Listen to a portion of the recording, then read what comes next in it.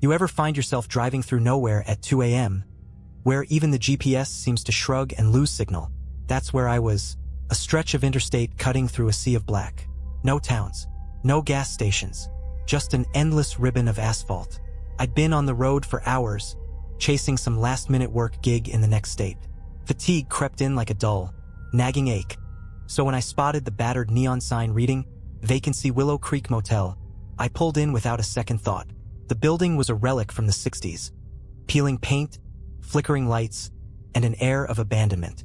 But the lot had cars, so I figured, how bad could it be? The lobby smelled like mildew and regret. Behind the counter stood a man whose smile didn't quite reach his eyes. "Room for the night?" he rasped. "Yeah, just one," I said, trying to ignore the feeling that I'd walked into a trap. He slid a rusty key across the counter. "Room 6. As I left, I caught him staring. Not at me, but past me, like something over my shoulder had caught his attention. When I turned, there was nothing there. The room was basic. Queen bed, buzzing TV, and a bathroom that had seen better decades. Exhaustion beat paranoia, and I collapsed onto the creaky mattress. Sleep didn't come easy, though.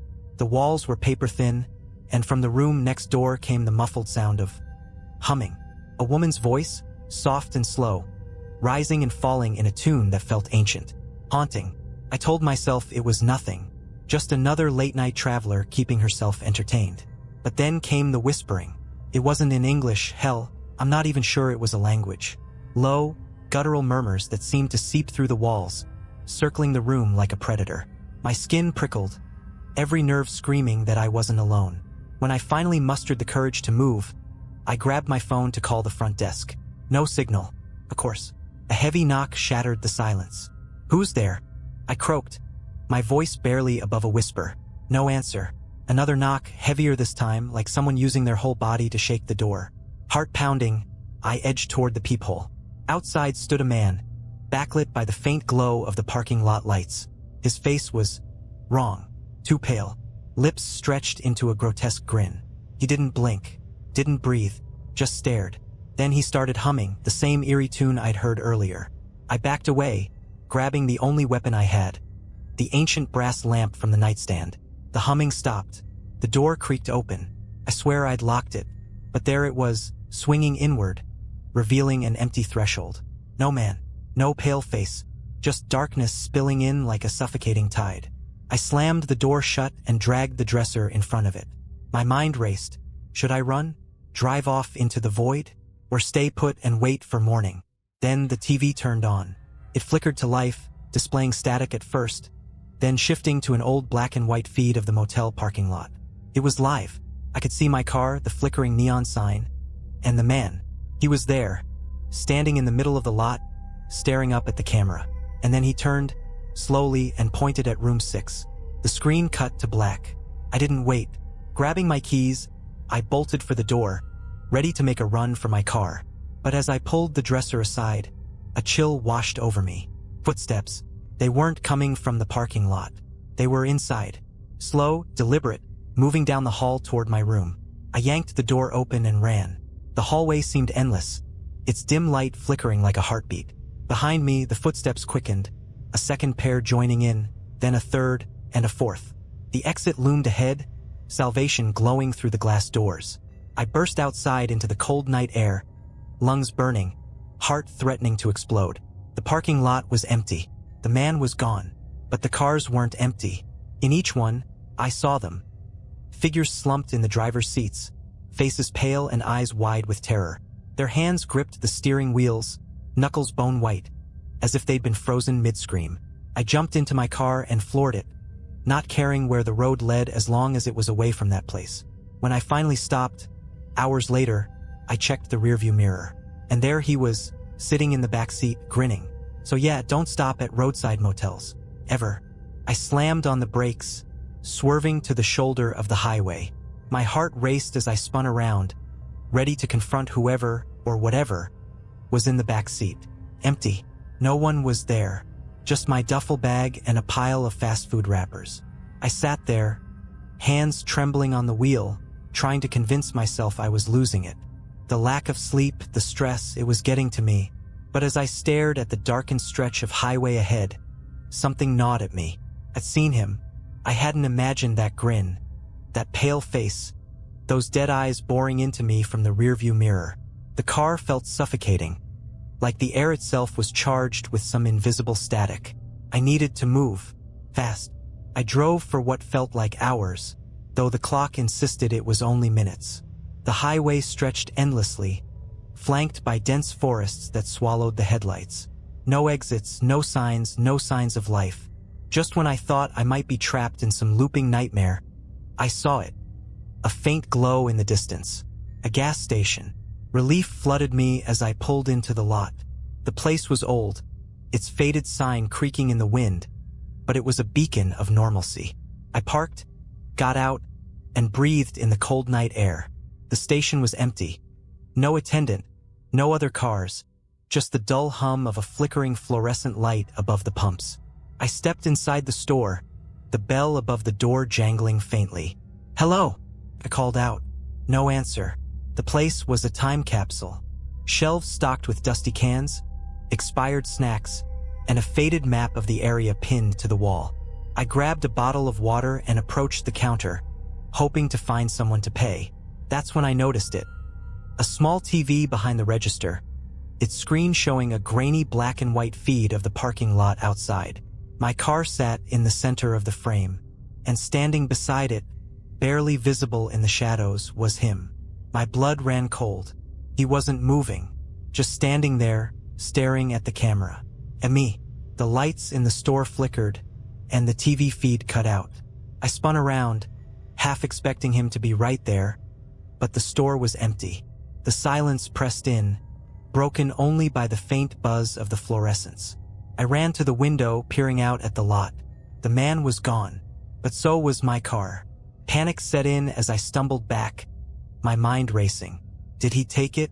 Was this some twisted game? I fumbled for my phone, desperate to call for help, but the screen was dead. No service. Then I heard it. A faint hum, the same haunting tune from the motel. It was coming from outside. I edged toward the door, every instinct screaming at me to stay put. But I had to know.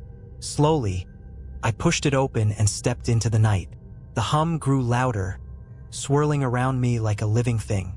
I turned in every direction, searching for the source, but the lot was empty. And then I saw it. In the distance, just beyond the gas station's flickering lights, stood a figure. It wasn't the man.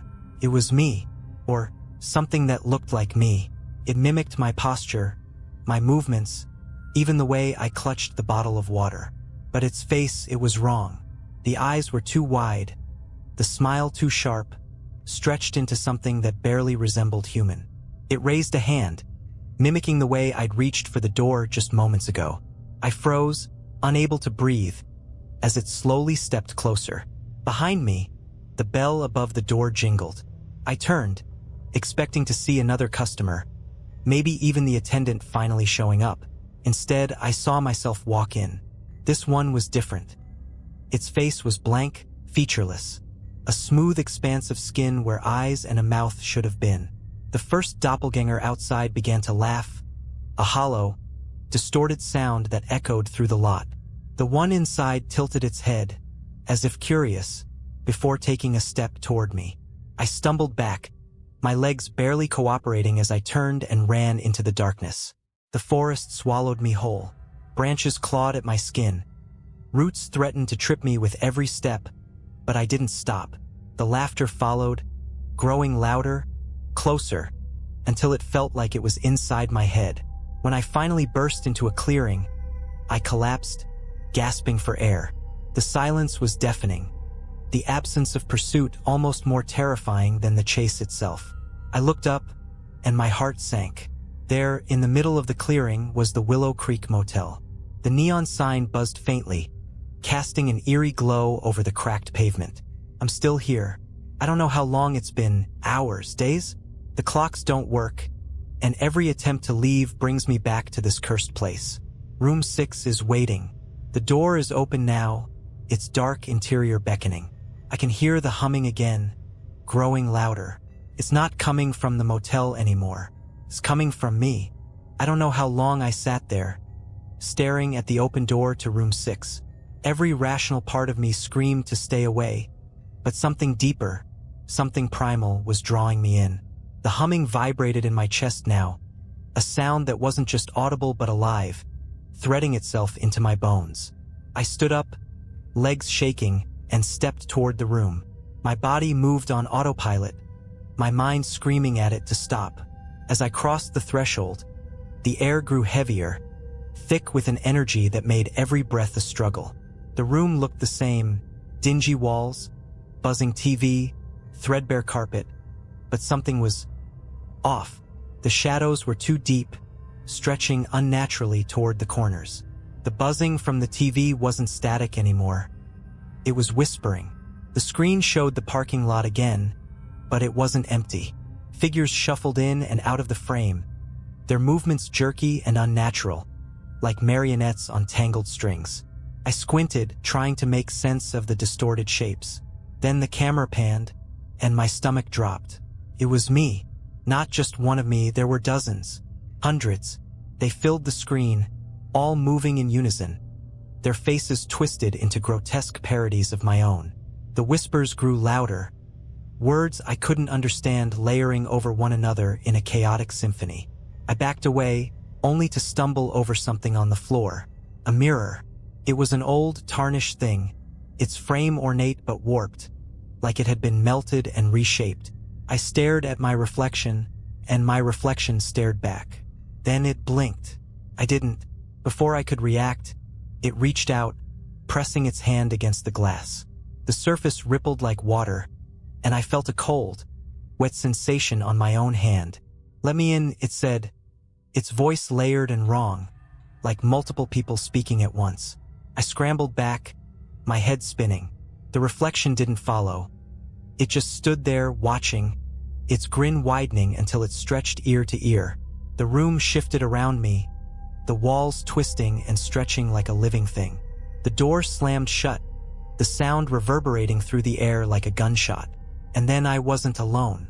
Figures emerged from the walls, their forms hazy and indistinct, like shadows made flesh. They moved closer, circling me, their whispers merging into a deafening roar. I screamed, but the sound was swallowed by the room, disappearing into the void. The shadows lunged, and everything went black. When I woke up, I was outside, lying on the cold asphalt of the motel parking lot. My car was there, engine idling, headlights cutting through the darkness. The motel was gone. In its place was an empty field, overgrown with weeds and littered with debris. I stumbled to my feet, my body aching like I'd been hit by a truck. The humming was gone, replaced by an eerie silence that pressed down on me like a physical weight. I didn't question it. I got in the car and drove, not caring where I was going as long as it was far, far away. It's been weeks now, and I haven't been able to shake what happened.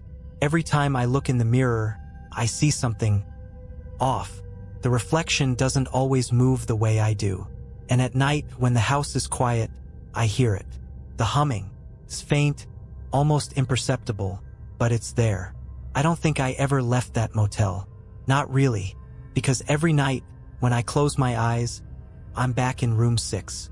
And I don't think I'll ever leave. I've stopped sleeping. Every time I try, I wake up in that room. The details are sharper now, more vivid.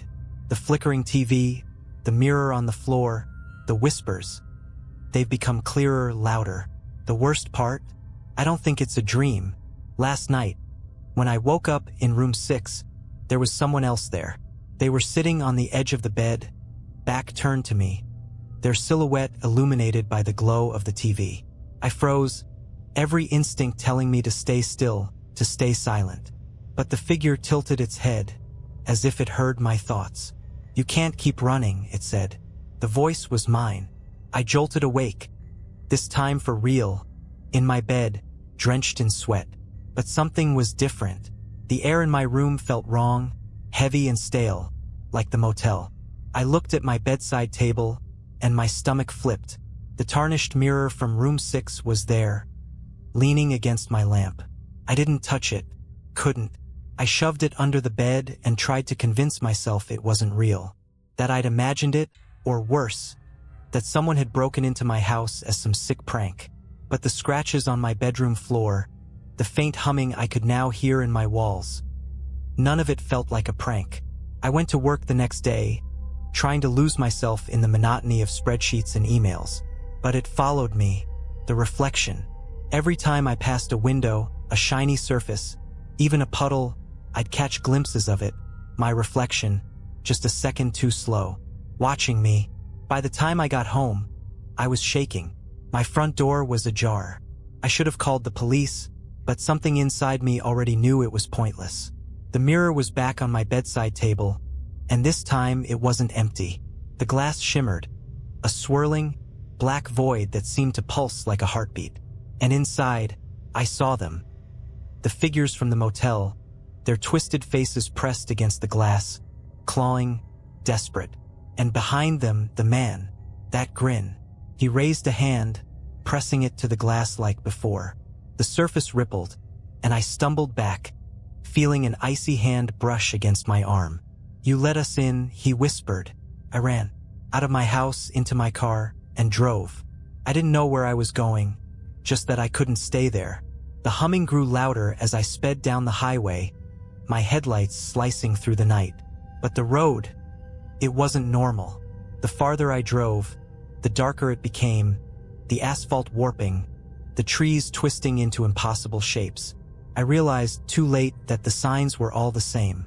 Willow Creek Motel, 2 miles ahead. I slammed on the brakes, the car screeching to a stop.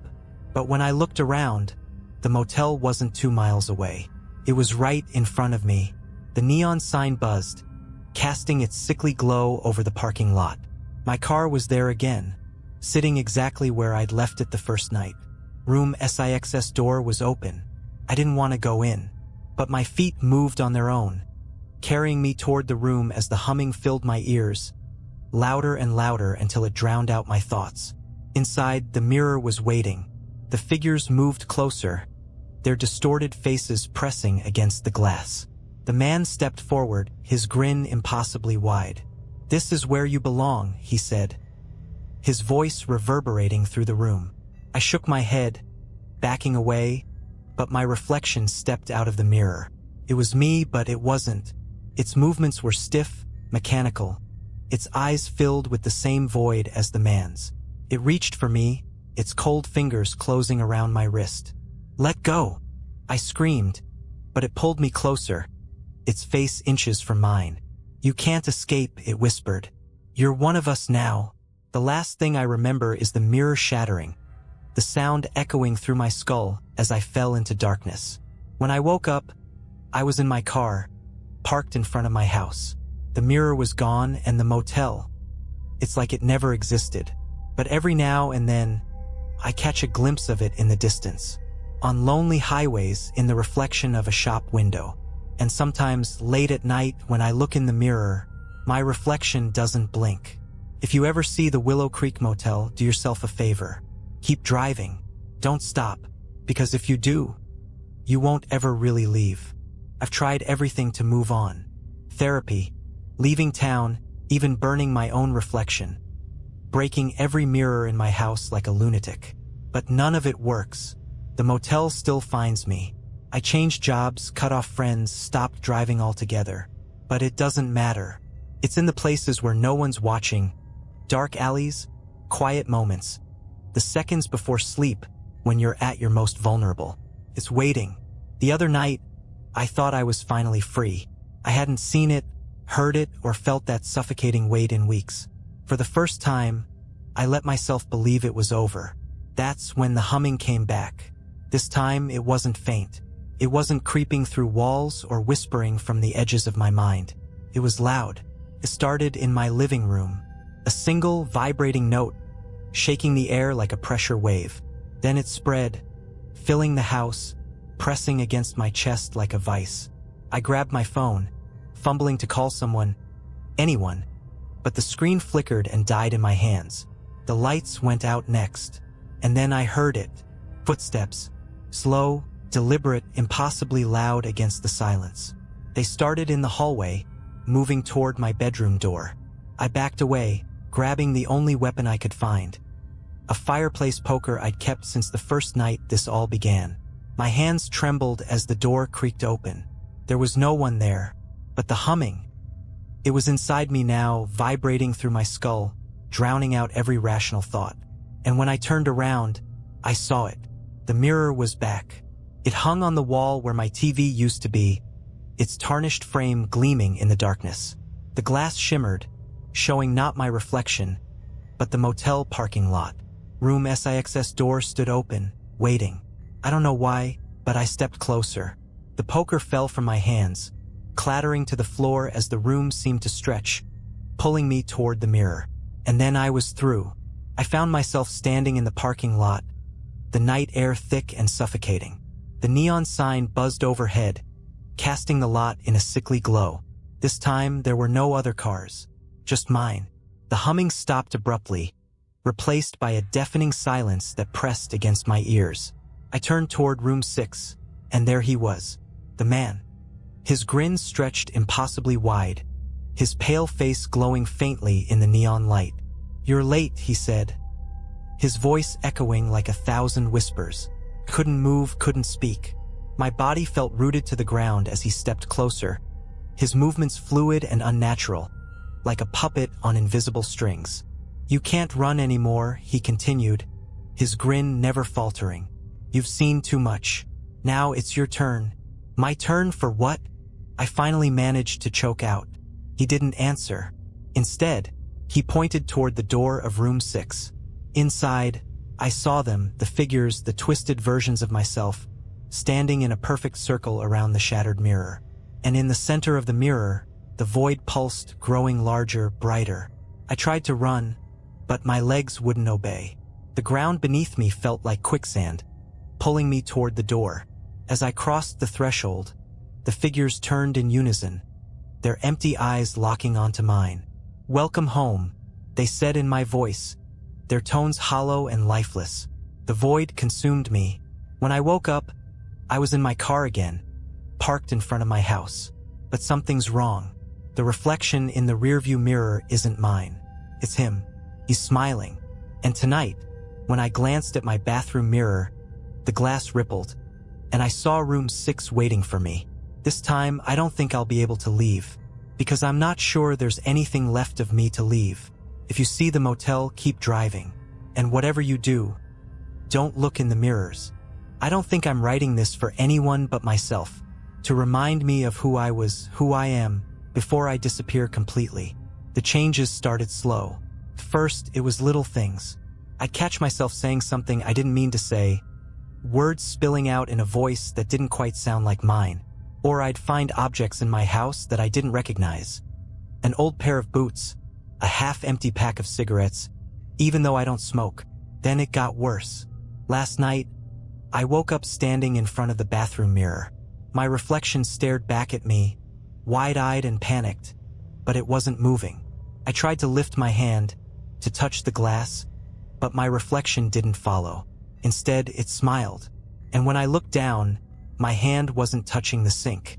It was gripping the mirror, fingers sinking into its surface like water. I pulled back with all my strength, stumbling into the wall behind me. The mirror rippled, then stilled, but my reflection stayed there, watching, its grin slowly fading. I don't think I'm in control anymore. This morning, I woke up to find my car parked in the driveway, but I don't remember driving it. The passenger seat was covered in dirt and leaves, like I'd been somewhere deep in the woods. There were scratches on my arms, claw marks that I can't explain. And the worst part? My phone had a new photo in its gallery. It was a picture of room 6.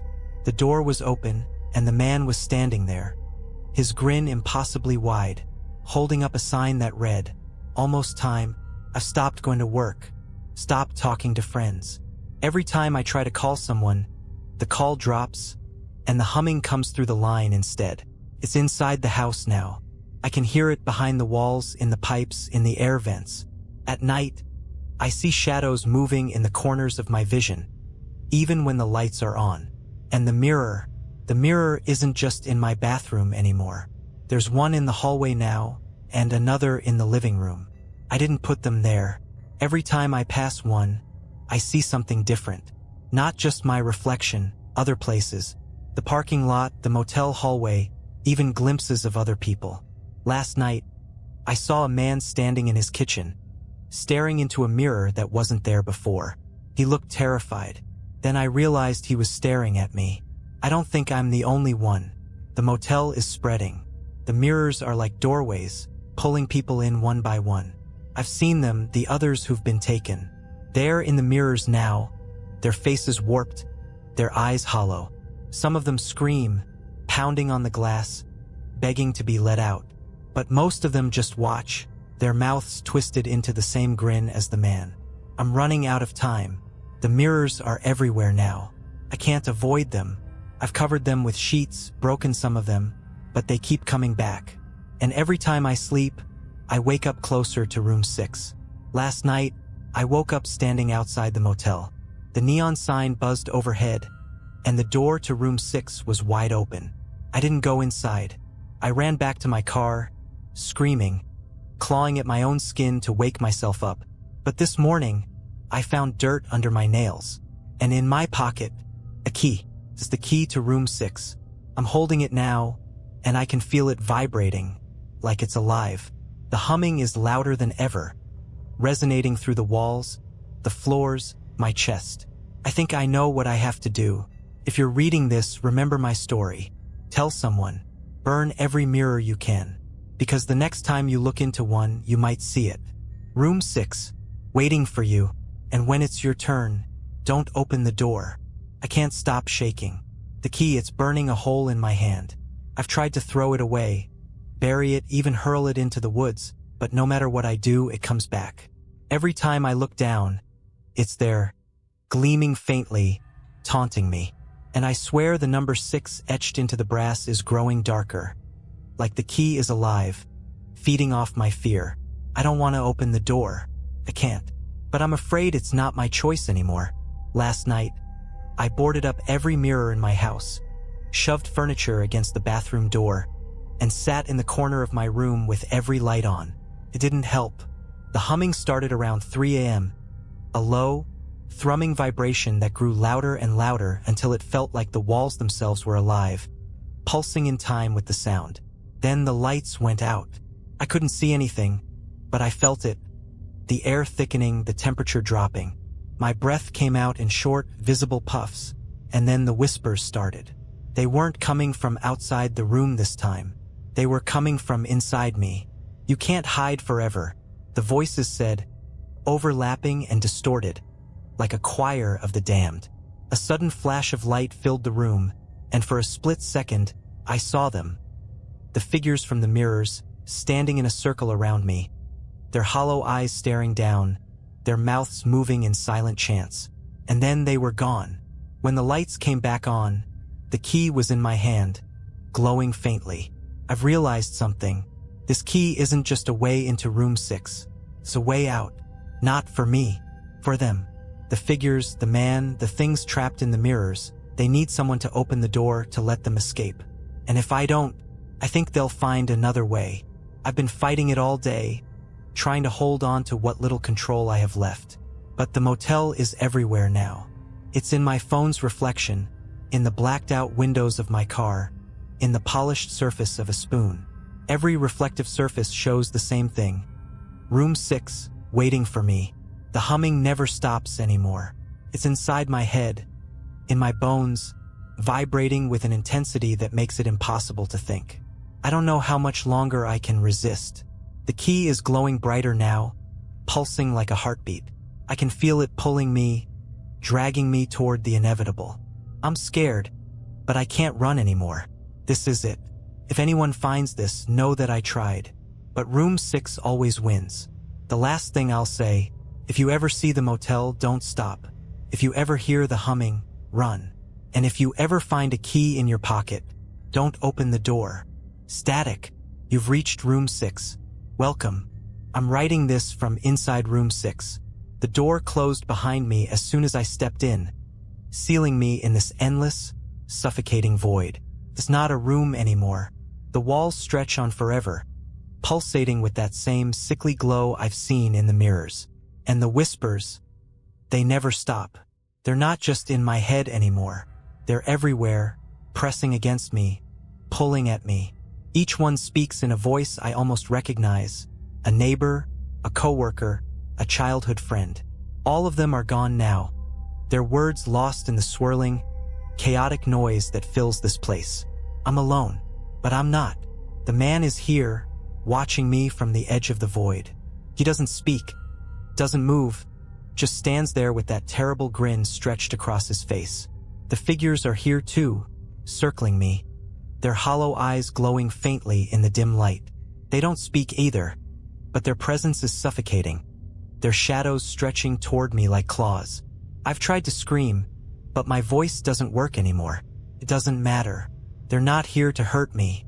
They're here to replace me. Every now and then, the void shifts, showing me glimpses of the world outside. I've seen my house, my car, even my friends, what's left of them. But the reflections don't match anymore. I saw myself sitting in my living room, drinking coffee, laughing at something on the TV. But it wasn't me. It was him, the man with the grin.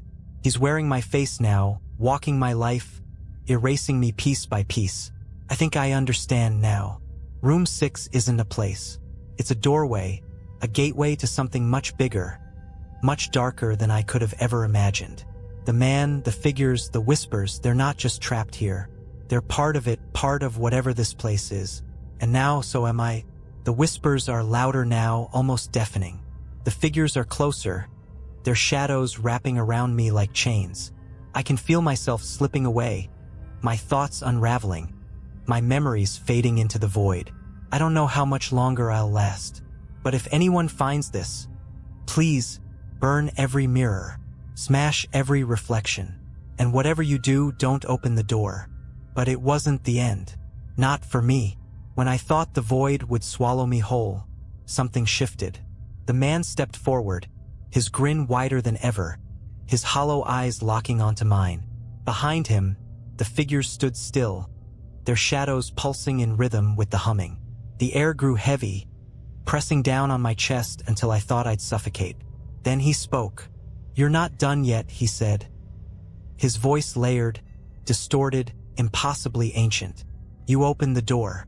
Now you must keep it open." Before I could respond, the ground beneath me cracked, splitting open into a chasm of blinding light. I felt myself falling, tumbling into the abyss, my screams lost in the roar of the void. When I landed, I wasn't in the motel anymore. I was back in my car. The engine was running, the headlights slicing through the darkness of an empty highway. My hands gripped the steering wheel, trembling as I tried to make sense of what had just happened. But it wasn't over. The radio crackled to life, the static warping into that familiar, haunting hum. And then, faintly, I heard his voice. "You're part of the story now. Pass it on." I don't know how long I drove or where I was going. The highway stretched endlessly, the night pressing in from all sides. But the signs were everywhere. Reflections in puddles that showed room 6 instead of the sky. Broken mirrors littering the roadside, their shards glinting like malevolent eyes. And then there were the others.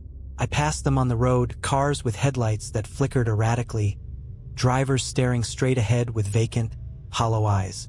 I knew they'd been to the motel too, and now, like me, they were running. But running doesn't matter. The motel finds you no matter where you go. It's not just a place. It's a parasite, feeding on fear, on despair. And now I'm part of it.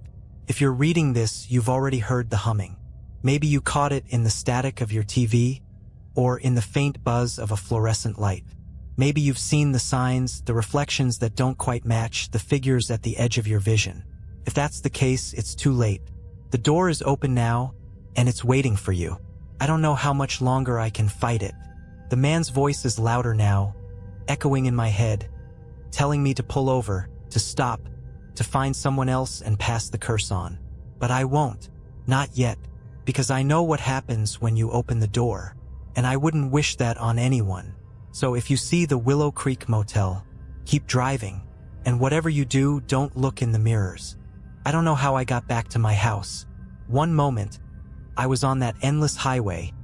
The neon glow of the motel burned into the horizon. The next, I was here, in my driveway, staring at the reflection of my face in the car's window. Only it wasn't my face. It smiled before I did, teeth too sharp, eyes too hollow. When I blinked, the reflection blinked late, just a beat behind me, enough to make my stomach twist. I stumbled out of the car, leaving the engine running, and bolted for the front door. Inside, everything looked normal. Too normal. The house was unnervingly quiet, like the space itself was holding its breath. I checked every room, flipped every light switch. Nothing out of place, until I reached the bathroom. The mirror was back. No sheets, no cracks, just a perfectly polished surface, reflecting the dim light of the bathroom. But the reflection wasn't mine. It was room 6. I saw the peeling wallpaper, the buzzing TV, the shadows that shouldn't have been there. And in the corner of the frame, barely visible, stood the man. He wasn't moving, just standing there, his grin stretched wider than ever, his pale face glowing faintly in the static of the screen behind him. And then he raised his hand. He waved. The lights flickered, and for a moment, the entire house felt like it shifted, like reality itself had bent. When the lights steadied, I wasn't alone anymore. The humming started, low and rhythmic, vibrating through the walls. I turned, and in the reflection of the mirror, the figures appeared. Dozens of them, twisted versions of me, their hollow eyes staring, their mouths moving in silent chants. The man stepped forward, his hand reaching out, his fingers pressing against the glass. And then the glass rippled. The figures moved in unison, their shadows stretching through the reflection, spilling out of the mirror and into the room. I backed away, tripping over the edge of the bathtub, my heart hammering in my chest. The shadows grew darker, denser, filling the space like smoke. The man's voice echoed through the air, layered and distorted. "You can't run," he said. "The door is open. It's always open." I tried to scream, but no sound came out. The shadows closed in, cold and suffocating, and the last thing I saw before everything went black was my own face in the mirror. It wasn't panicking. It wasn't afraid. It was smiling. When I woke up, I was lying on the floor of my bedroom. The mirror was gone, but the humming hasn't stopped. I don't know how long I've been here. Hours, maybe days. Time doesn't feel real anymore. I can feel them just outside my vision. Watching, waiting. The key is still in my pocket. Its weight pulling me down. Its surface warm to the touch. And I know what it wants me to do. The door to room 6 is still open, just waiting for me. And soon I won't have a choice. I don't know if this is real anymore. Every time I think I'm back, think I'm free, the motel finds me again. This time it wasn't the mirrors. It wasn't the humming. It was the key. I woke up clutching it in my hand, its surface cold and slick, even though I'd thrown it out of the car window hours ago. The number 6 was glowing faintly, pulsing like a heartbeat. And I could hear it now, not just in my head, but outside, in the real world. The faint hum vibrating through the walls, the air, even the ground beneath my feet. When I looked out the window, the motel was there. It didn't matter that I was hundreds of miles away. It didn't matter that I'd left the highway, that I'd smashed every mirror in my house. The Willow Creek Motel stood in the middle of my suburban street, its neon sign flickering in the night. My neighbors' houses were gone. My car gone.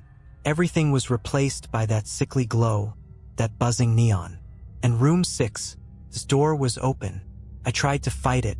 I grabbed my phone, dialing the police, but the call wouldn't go through. The screen flickered, and for a brief moment, I saw the man grinning at me through the camera. The humming grew louder, pressing against my chest like a weight. I stumbled back, my knees hitting the floor as the key burned in my hand. I could feel it pulling me, dragging me toward the door, toward that cursed room. And then I heard a voice.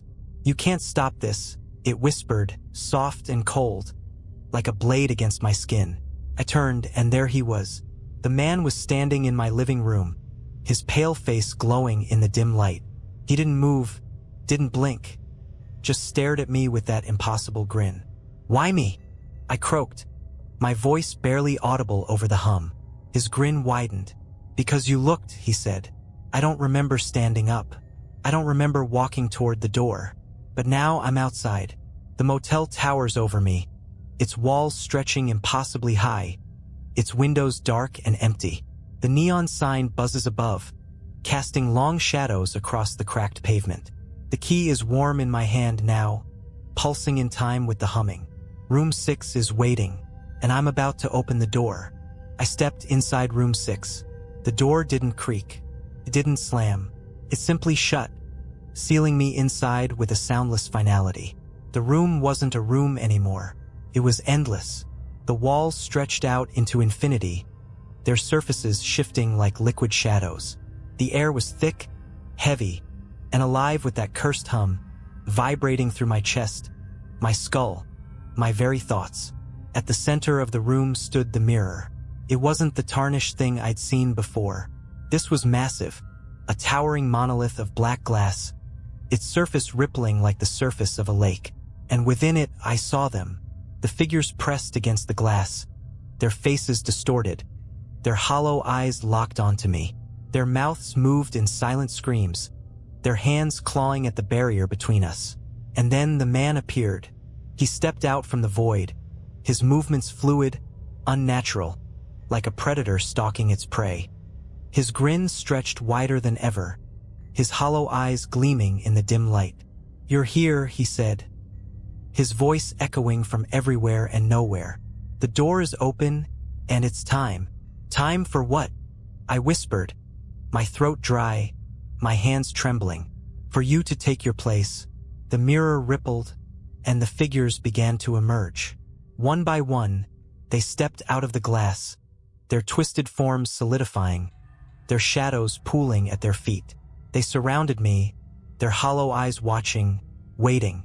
The man raised his hand, and the figures moved in unison, their voices merging into a single, deafening chant.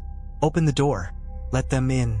The key burned in my hand, searing my skin as the hum reached a crescendo. I tried to throw it, to drop it, but my fingers wouldn't obey. The man stepped closer, his grin impossibly wide, his voice a low, guttural growl. "You are the key," he said. "You are the door." The mirror shattered. The sound wasn't just glass breaking, it was everything breaking. Reality splintered around me, the infinite room collapsing into chaos, the shadows consuming everything in their path. I screamed, but the sound was lost in the void. The last thing I saw before the darkness took me was my own reflection. It was smiling. When I woke up, I was back in my car. The key was gone. The motel was gone. But the humming was still there. I've been driving for days now, but the signs are everywhere. In puddles, in shop windows, in the rearview mirror. The Willow Creek Motel isn't a place. It's a curse, and I'm part of it now. So, if you're reading this, consider it a warning. If you see the motel, don't stop. Don't look at the mirrors. And if you ever hear the humming, run. Because once the door is open, it doesn't close.